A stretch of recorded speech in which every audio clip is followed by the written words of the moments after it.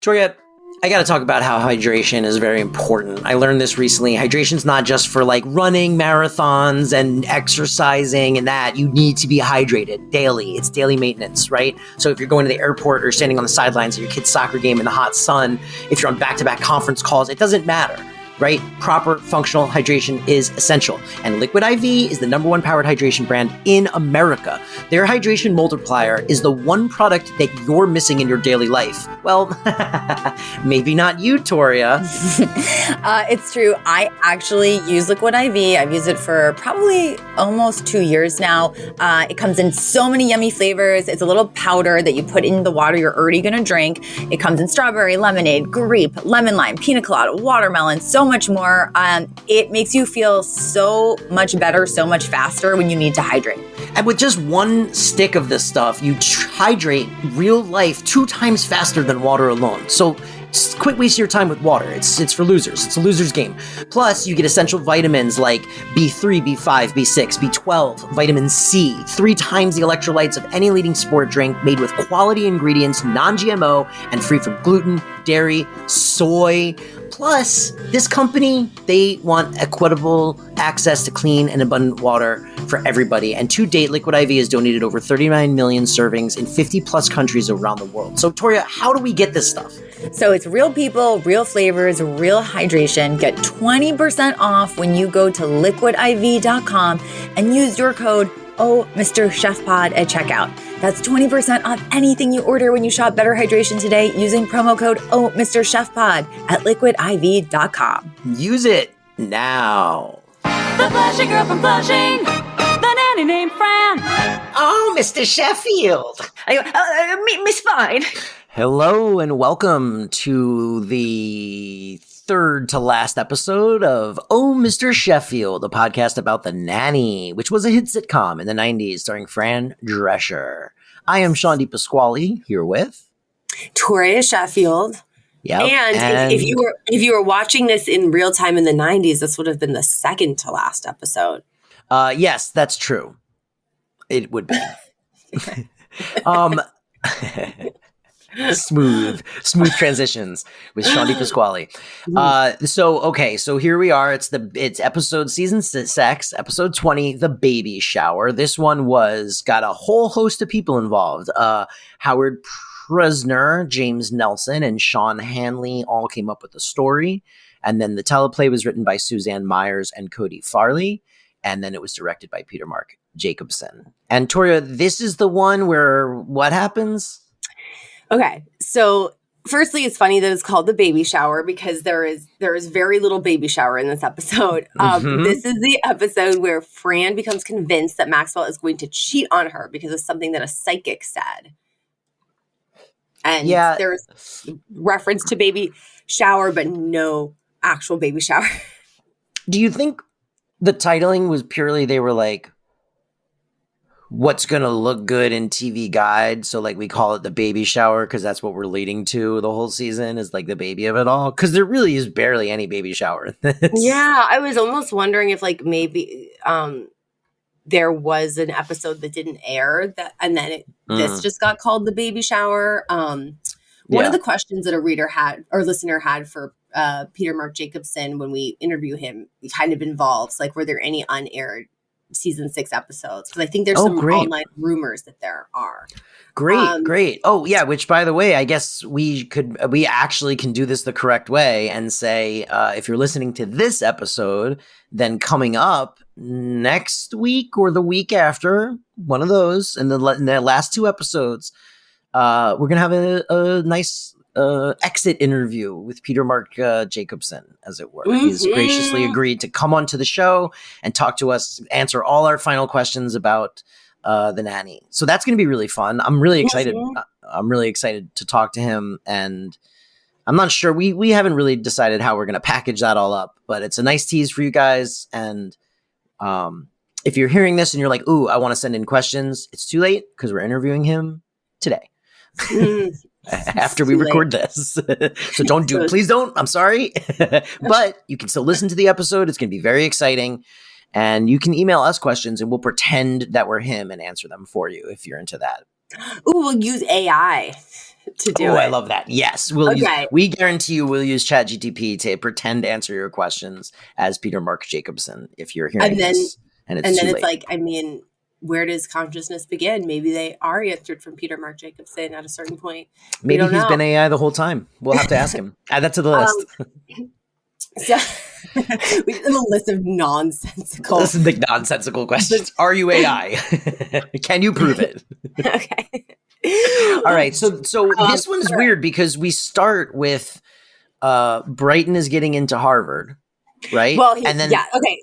Well, okay. This episode starts. Niles, Mr. Sheffield, and Brighton, they're in the kitchen.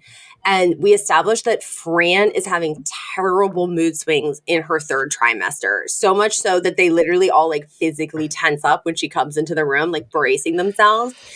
And then this is when we established that Brighton has been accepted and is going to Harvard because Mr. Sheffield's like, oh, my Harvard boy. And she's like, oh, I got a cake to celebrate. I wrote classic rich kid shit because we know that Brighton is not that great at school. Can I tell you? I wrote Brighton got into Harvard and it's barely celebrated because they're all silver spoon Nepo babies. Yeah. He literally goes, it's just Harvard, Fran. Yeah. And I was like, oh, okay. Classic Brighton. I mean, hey, if Maggie got into Harvard, I'd be like, it makes sense. And I'd be like, but you know what? I feel like she's going to go to Berkeley anyway, she's going to say no to Harvard and do her own thing. Gracie too. No, sorry. Did I say Maggie? I meant Gracie. Yeah, you meant Gracie. Yeah. Gracie's going to go to Maggie's Berkeley a for Nepo baby. Yeah. Oh my God. Are you kidding? Like spoilers for the series finale, but yeah. Those kids are literally like, bye, we're gonna go be rich kids. Goodbye. But Gracie, she's got what it takes. Yeah, she's great. She's got the goods. Okay, but so then there was this joke when they're talking about Brighton going to Harvard. Mr. Sheffield goes, takes me back to my eating days. Fran goes, takes me back to my eating disorders. Which is a dark joke, but it did make me chuckle. But so then Mr. The 90s hated fat people. It's really crazy, dude. Not just this show. I won't even put it on The Nanny. Like the 90s in general was so fat phobic. It was bananas. I mean, it wasn't just the 90s. It was everything up until like 4 years ago. Like it was all culture up until not that long ago. It's crazy. But I will say this, the thing that the 90s had that made it especially a pain point is then ultra unrealistically, unhealthily thin also came into vogue. So it was a real killer combo if you were, a teen or tween in that era. I know. Because I always love it when it's like, look, pinup girl, like from 1957. And you're like, wow, like, she looks normal. Yeah, like, great, cool. Okay, so then so Mr. Sheffield, he leaves to go to work, and he's so afraid of Fran at this point that he backs away saying, like, just want to say, you're beautiful, you're thin, you're 29, hey, and the skin on the back of your hand snaps right back when you tug it. Which was a very funny thing to say to your wife approaching 40. And then when he said that, did you try that on your own skin to see? Absolutely. I wrote what every woman approaching 40 really wants to hear is that your skin is supple and young. What's the idea? Is it supposed to it's supposed to just immediately go back into place and not like slowly lower back? Yeah, like that is a sign of visible sign of age is when your skin is like less elastic. Oh, and you start elastic. To see it on your hands and women start like that's sort of like the thing that older women tell younger women. They're like, oh, well, your hands and your neck, that shows it first, protect them. And the thing is you think it is so absurd and you think you will never be that silly until you start seeing it on yourself. And then you start to panic and you're like, lotion, where's the lotion? Is that why Wu-Tang Clan said protect your neck? Because they were like, it's a early signs of early aging. Oh, yeah. You don't realize how neurotic you'll be until you get to that age. Okay. So then, Mr. Sheffield leaves and Brighton confides in Fran that he does not actually want to go to Harvard next fall. He would like to take a year off. And at first he braces for impact, thinking she's going to be like super enraged, but she's surprisingly calm. But then it's a misdirect because she ends up literally throwing cake at him from his prize celebration cake. And so clearly, like, this is going to be a bit of an issue, is what Brighton is going to actually do next year and if his parents will let him. And then we cut to the Chatterbox, which we've had several scenes of the Chatterbox this year. It's been great. And Libby, the employee, she comes over to Fran and Val, who are getting their hair. They're like sitting under those hair dryers. And she's like, you know what? She's like, hey, ladies, like, want me to read you tea leaves? Because I guess it's like some new hobby she's picked up. And Val goes, oh, I had Sanka, which is a brand of instant coffee. And Libby's like, I can read that too. I loved this joke. I loved it. I loved it so much. Yeah. And she starts reading Val's Sanka cup, and she's like, ooh, like I see a happy marriage, children, a condo, and a name that begins with F. And at first, Val's like, is he a pharmacist? And Fran's like, pharmacist doesn't begin with an F. And she's like, I know, but Fred the pharmacist does. And then she's like, Fred begins with an F, right? But so basically this woman is predicting that Val is going to potentially get with Fred the pharmacist and have this wonderful life. And then Fran's like, oh, do me. And she like hands her a Pepsi bottle. And I just love this joke that they're just like, she can.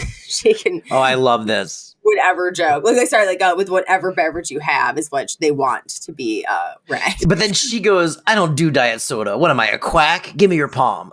Yeah. She's like, I don't do soda.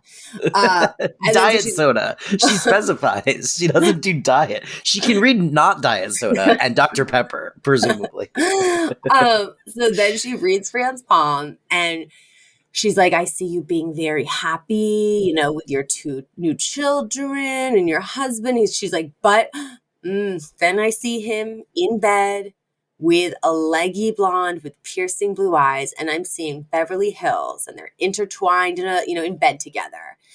And Fran flips out because we do know that Fran is already primed to like not be acting rationally right now with her hormones. So she takes this to heart. And then we also have in this scene, this was cute, that Brighton had clearly driven them to the beauty shop. Yeah. He is such a little man. She's like an 18-year-old senior, and he's driving his stepmom and her best friend to the beauty parlor. And he's just like, Fran, we've got to figure out like what we're going to tell Dad about me not going to Harvard next year. So we kind of established that like he's kind of gotten Fran like at least to advocate for him and his wants.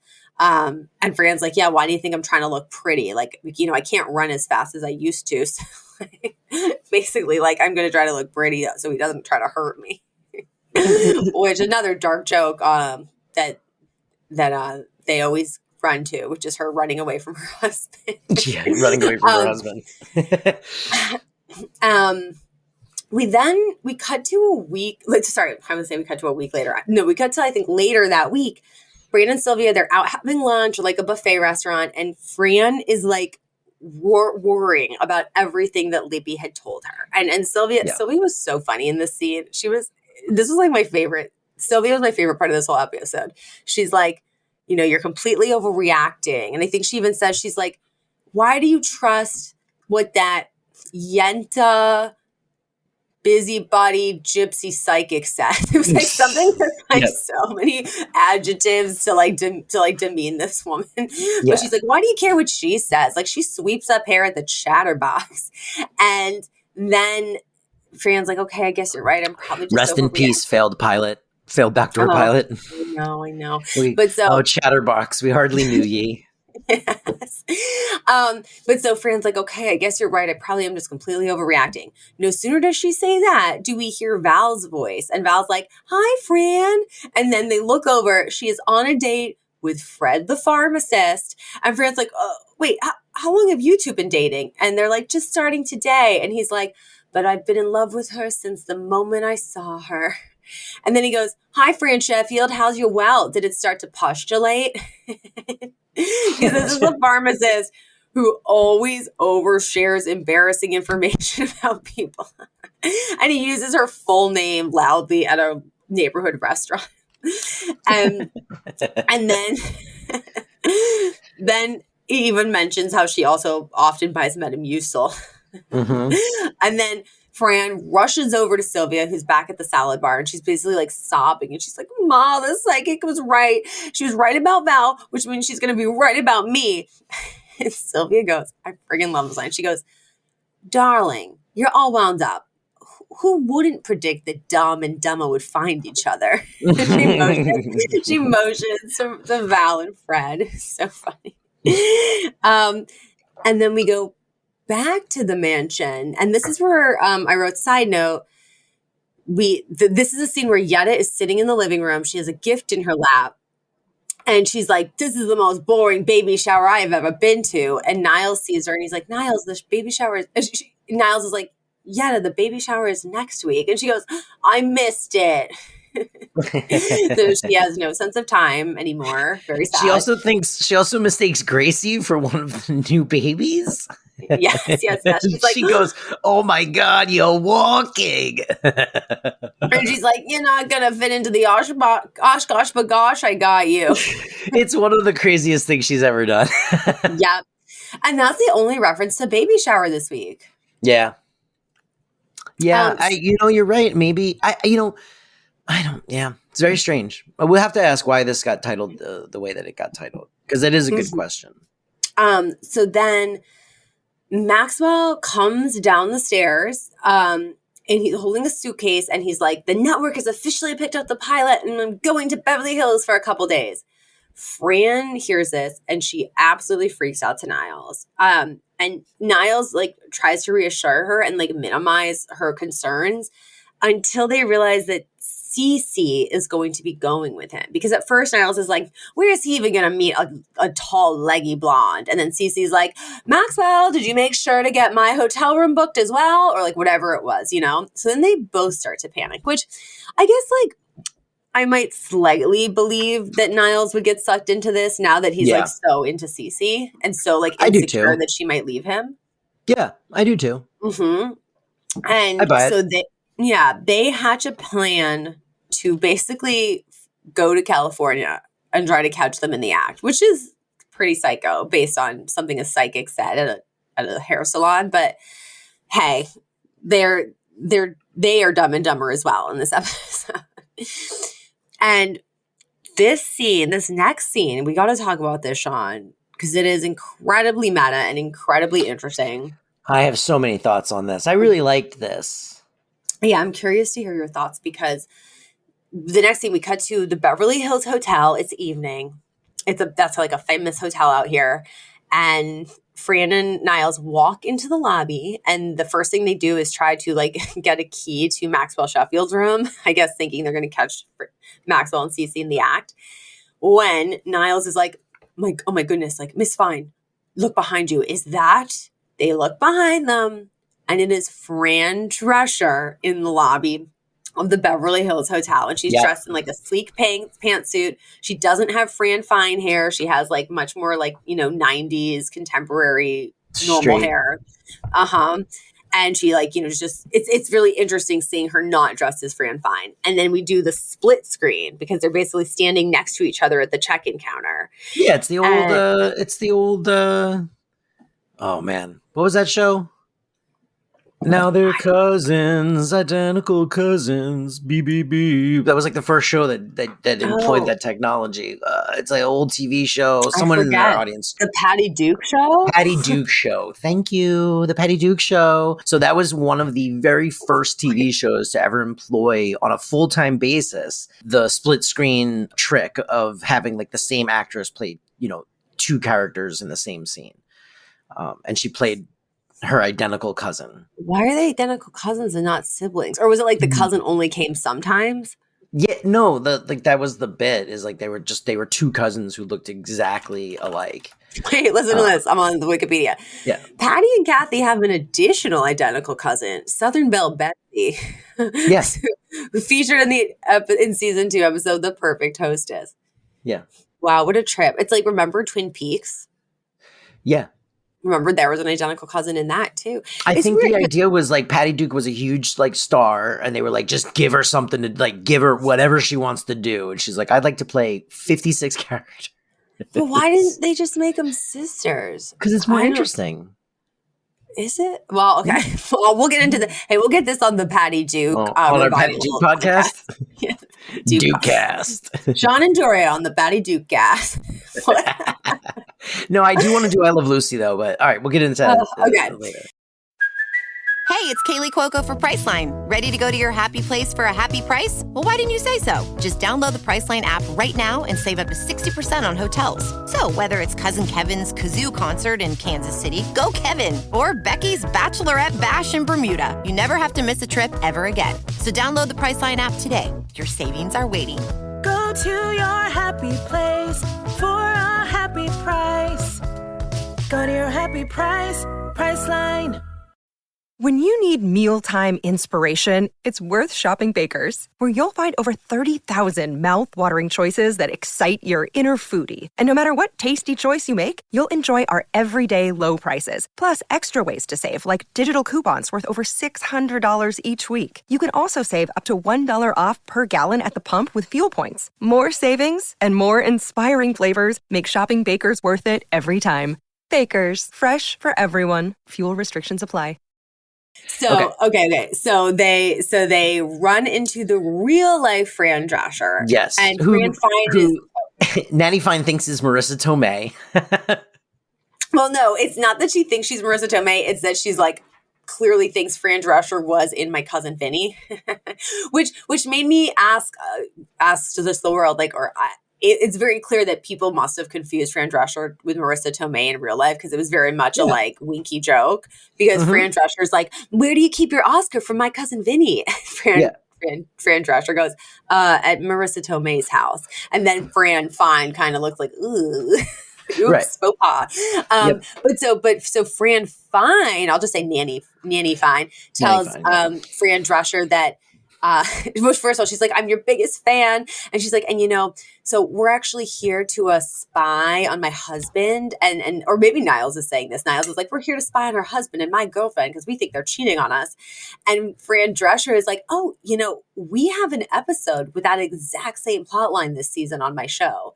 So that's the other thing. We've established that in this like weird meta world, Fran Drescher has a show where she plays a nanny and there is a butler, and Niles and Nanny Fine watch that show. Yes. Although it's never acknowledged, like you would think if you're going to go that far, you would have some acknowledgement of it's very familiar to them. But they just seem to be like, we love that show about exactly our lives. But that's why it's so funny. And then Fran, when Fran Drescher is like, oh, we have an episode this season, like about that exact same thing on my show. Yeah. And then she's like, oh, and then Nanny Fine goes, well, when does it air? And then Fran Drescher goes, now, it's airing now. Yeah. And then she goes, and next week is the series finale. Yeah, she goes, and don't forget to tune into the series finale next week. And Fran goes, I wouldn't miss it for the world. Unless, of course, that's when I'm having my twins. And then they both pointedly look at the camera. I loved this. It was so quirky and I loved fun. it. I loved it. Give me a whole show about the nanny TV show in the nanny. Because, like, here's my questions. Are the characters on the nanny in the nanny named the same, or do you think they're named differently? Like, is she Fran Fine? I bet they're way, right? They're different names because it couldn't be, right? Because then it's too crazy that they don't acknowledge like this is our exact lives. Like she can't be married to Mr. Sheffield. I would imagine in this like weird thought Kafka experiment, it's the different names, but it's so very fun. It's so fun. I want to write that show. It's like a hall of mirrors. And Mr. Mayfield. Yeah, like what's another? Mr. Mayfield. I love it. Yeah. Charles Mayfield. Charles Mayfield. Yeah. Hello, I'm Charles Mayfield. Oh, Mr. Mayfield. And And these are my kids, Barry. You just use one of the names that Cece, and then you. Yeah. Oh, okay. So and here then we go. Ready? And then it's Fran Cohen. Yeah, and the reason our Cece keeps misremembering the kids' names is because our Cece is not actually from this Fran Fine universe. She's from another one, and the original Cece got swapped when she went away to the asylum. Boom. Boom. Oh, hey, and people say we write inaccessible. This is what people get when they tell us, hey, we want slightly longer episodes for the last ones. This is what happens. They get the ramblings of unstable, self-indulgent minds. We're like, okay, it's The Nanny, but sci-fi. So then yes. Okay, so they have that run-in with the real life Fran Drescher, which is so fun. And then we cut to Fran, our Fran. Fran lets herself into Maxwell's room. She got the key from the front desk, and she sees a figure sleeping alone in the bed. And she's like, or I'm not even sure if she notices it's someone alone, but she gets into bed to wake the person up. And it is Cece. So yeah, I actually do think she thinks it's Maxwell sleeping alone. It's Cece. Cece wakes up terrified that someone is in her bed, and she just starts screaming and hitting the person with a pillow. And so it just evolves into Fran and Cece smacking at each other and screaming in terror. And then they turn on the lights, and Cece's just like, "What are you doing in my bed?" And she's like, "What are you doing in my husband's bed?" And Cece's like, "We switched rooms. Chester likes a terrace." And then Fran looks around. She's like, "Well, where is Chester?" And she's like, "Oh, I left him with Maxwell. That dog is annoying." and so it just established that no, Cece's not in bed with Maxwell. She was sound asleep by herself. And then she's like, "Nanny, fine. I don't want Maxwell. I found the man of my dreams. He's wonderful. He's attentive." And she's like, what is it? She's like, "He pleases me multiple times." Basically insinuating she has multiple orgasms with Niles. And then Fran, it's just funny because their vibe instantly shifts to two ladies laughing about sex now that Fran realizes nothing's going on, because Fran's like, "Oh, really?" And she's like, let's just say it's a perk of being with a man who lives to please." And they just both go, "Oh." They start elbowing each other. I like how Cece's instantly "Oh yeah," she broke into my room, crawled into my bed, but yeah, now we're just this is all fine. We're all it was a misunderstanding. She, it was a misunderstanding. It was very funny. And then we cut to Niles letting himself into Cece's room because he thinks he's going to find Cece there, and he crawls into bed, but then finds Maxwell, and then they start being like, "What?" And at which point Fran comes in because Fran has realized okay, Maxwell's in a different room, and then Maxwell's just like, "What the hell are you doing here?" And it's just Niles in the bed next to him. His wife has popped in the middle of the night. And she's like, "Well, it's not my fault, because I have a psychic. And she told me that you would be in Beverly Hills wrapped in the arms of a blue-eyed, leggy blonde." And then they realize that Niles is in bed with him, wrapped around him, because he had thought it was Cece. And then they're like, "Oh," and Niles goes, he's so happy here. He goes, "Your psychic thinks I'm leggy." So he's just pleased that someone a psychic vision thought he was attractive.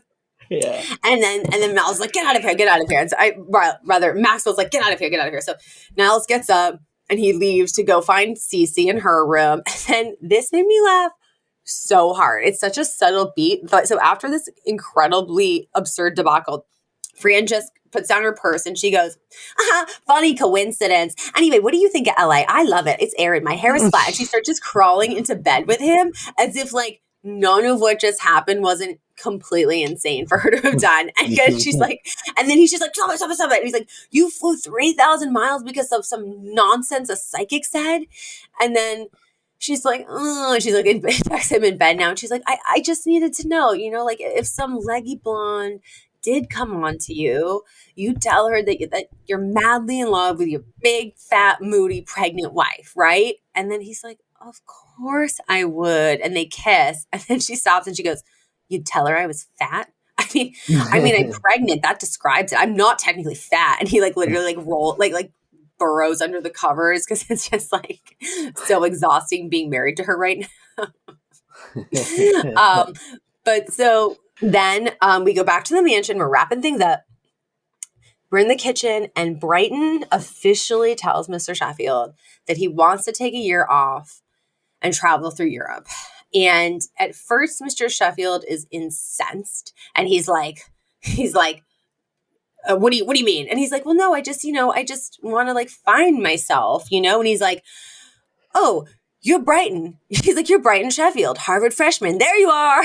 and he's like, no, I just, I want to see this, and I want to travel, and I want to, go, walk the streets of Paris. And he's like, and how do you expect to pay for it? Which does imply that it's kind of nice that, Mr. Sheffield is not just going to like give him money for this. I mean, he's like, I'll get a job. And he's like, with what skills? And then he's like, you don't speak the language.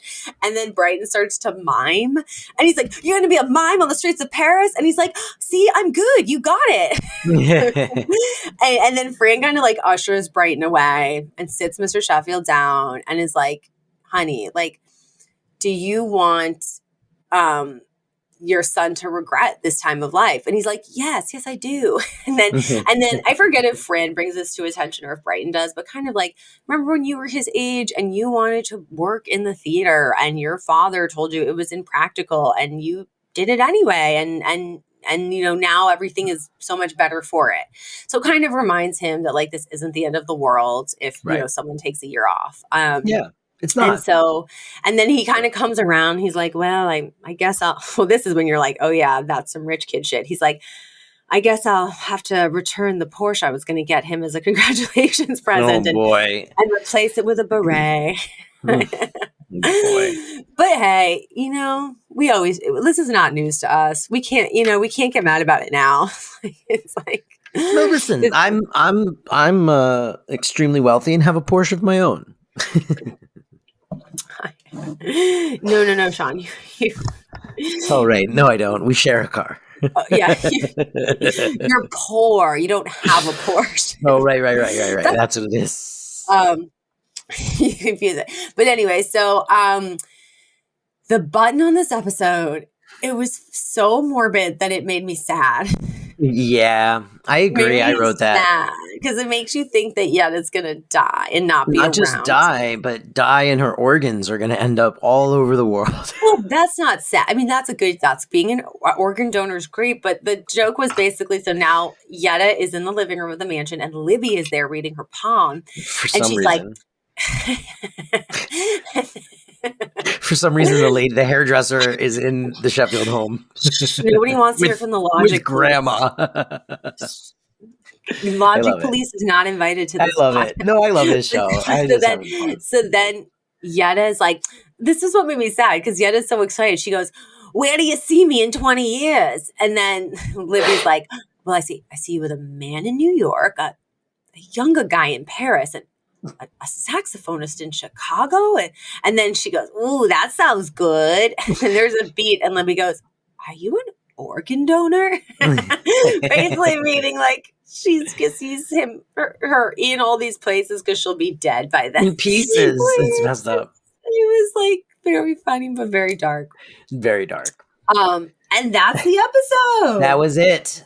That was the whole one. I liked this one a lot. I thought it was a very good third to last episode or second penultimate, as it were, right? Because the finale aired as one long episode. So theoretically, this is the penultimate episode of the show.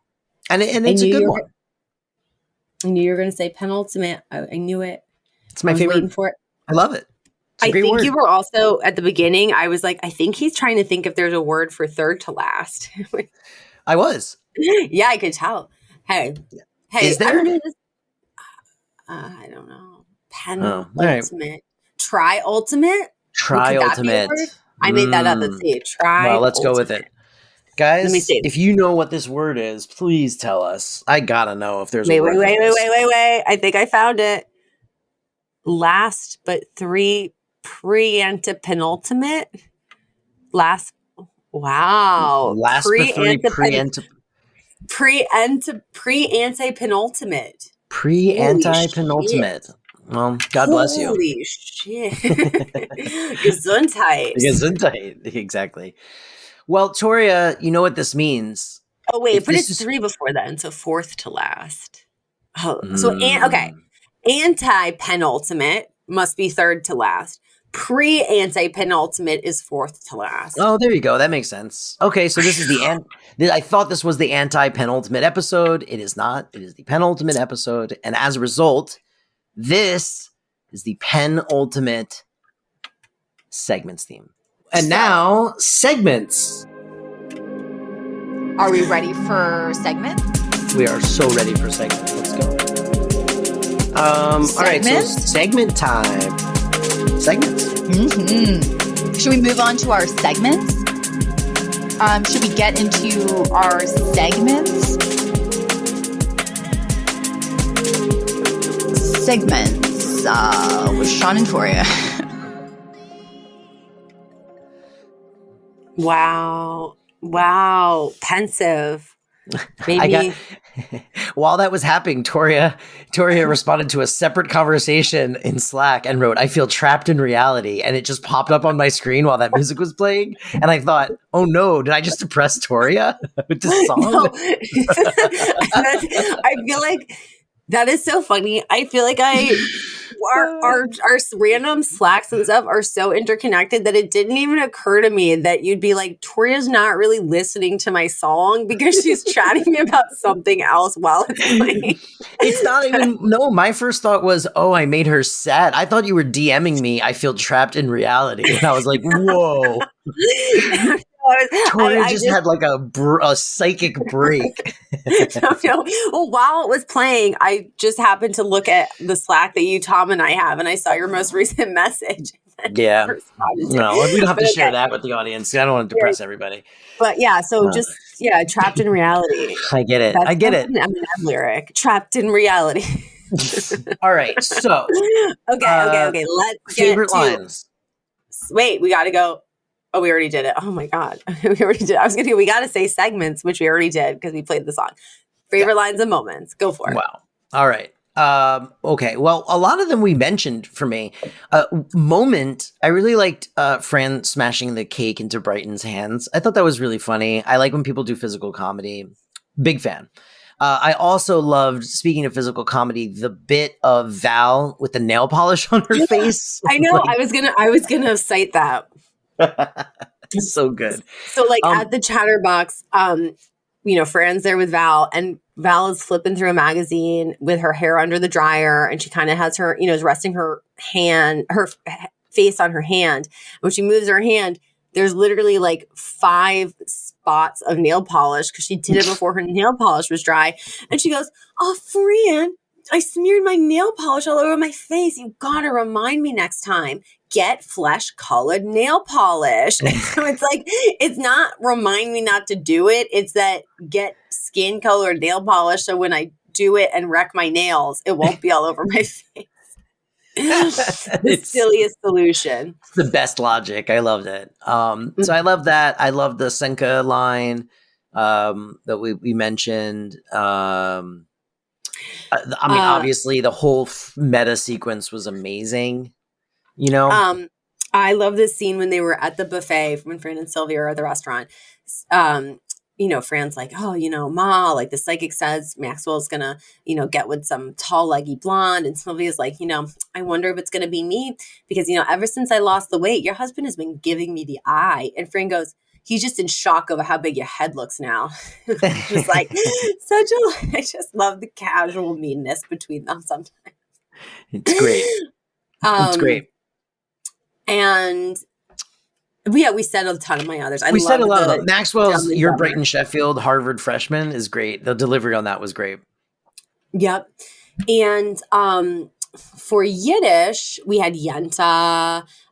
We also had, it's not a Yiddish word, but I think it could be confused for one. It's Shyster, which is German, and it's a person, especially a lawyer, who is like fraudulent or deceptive. So, you know, when Sylvia is hurling insults about Libby, poor Libby, she's like, that's Shyster Libby. like she's so condescending because Libby like has a service job.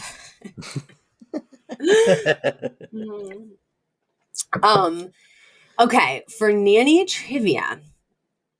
So let me actually reread it because I have not looked at this since last week because we were going to record this. Okay, for nanny trivia. So we had a listener write in. Sean actually already read a bunch from her email. This is from Sophia. And at the time, you had even said there was some really good trivia in there, and there absolutely was. She sent some amazing stuff. And because this was kind of a Nile CC episode in its own way, like as part of it at least, I'm sharing some Lauren Lane, Daniel Davies info that she wrote us after doing some research. She said, Lane and Davis knew each other for 6 years before bumping into each other at the auditions for the pilot. He had taught a masterclass at the American Conservatory of San Francisco a year or two before she had begun her master's there. So they kind of were like, you know, in the mix, people who knew each other. But yeah, so yeah, you know, it's just kind of interesting that you forget that the sitcom world and like the auditioning for pilots community is quite small, and you see a lot of the same people again and again in that world. And you never know who's going to get a job. Like you never know who's going to like be on the next Friends or something, or the next like, you know, Big Bang Theory. You know, I think that's it. It's also, it relates back to Fran's whole story with the pilot, right? Of like just being on the plane talking to an executive. And I think like in a larger sense of like, you just don't know how tiny this industry really can be. And like anyone you meet anywhere can end up being someone that's like very important to work with. So just be like nice.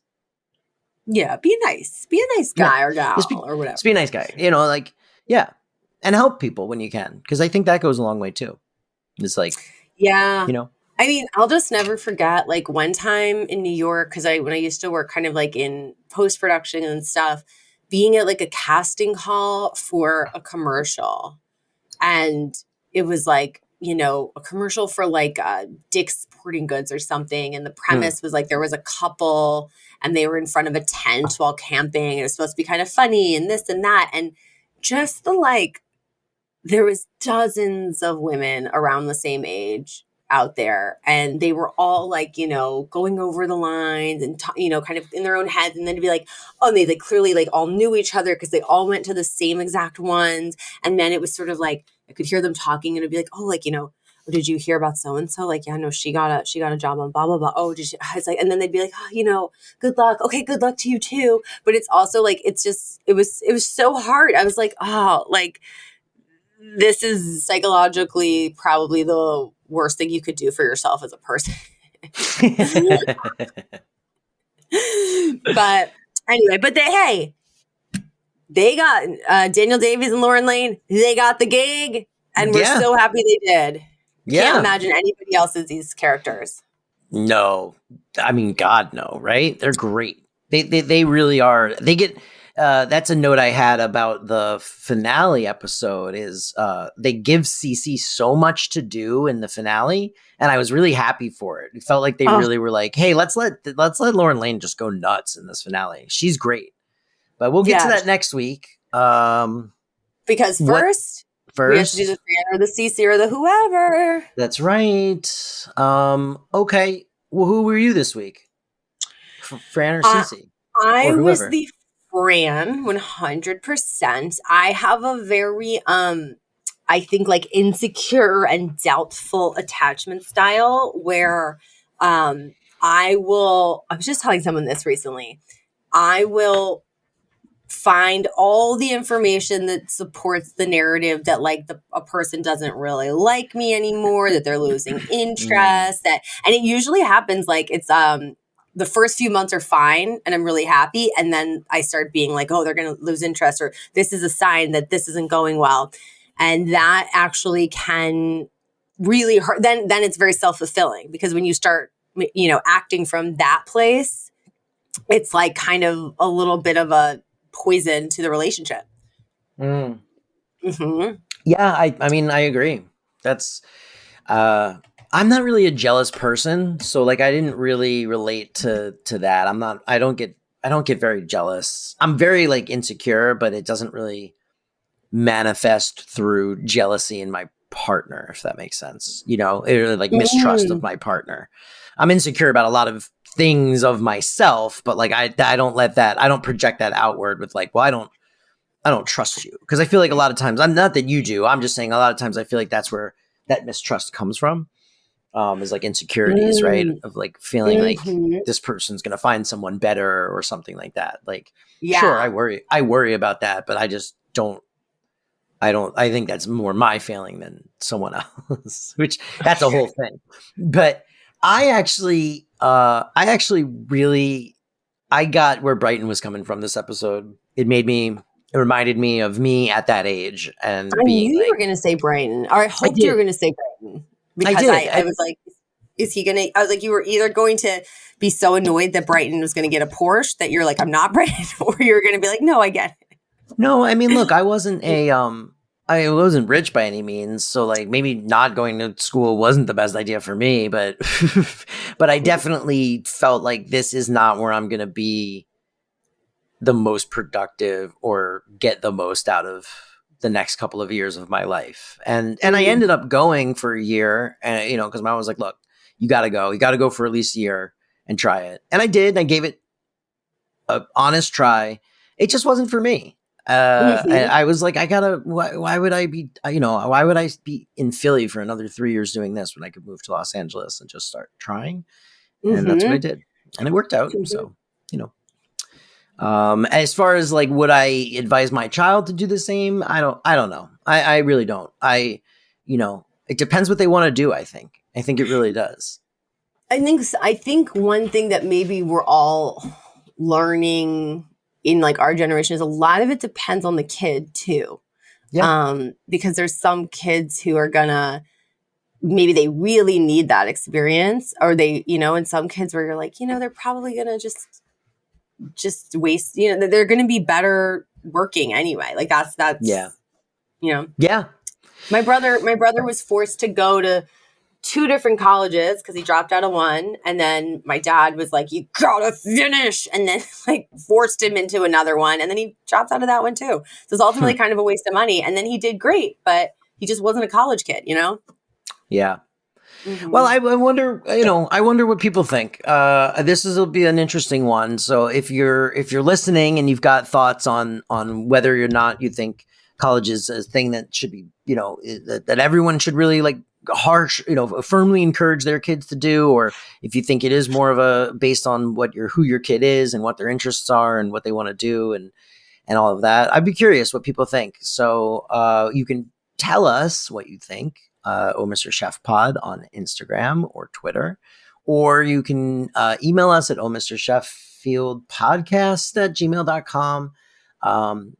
And let us know. I'm very curious. And I'll put this on the Spotify question. So if you're listening on Spotify and you want to drop us a line there, you can do that as well. But I'm very curious. And yeah, Toria, this is it. I guess this is the last one. We're going to do a big blowout episode for our series finale, for the show's series finale, and a little interview bonus. And that's the end. Yeah. I think what we decided was just to keep the fun going as long as possible. We will air the finale in 2 parts.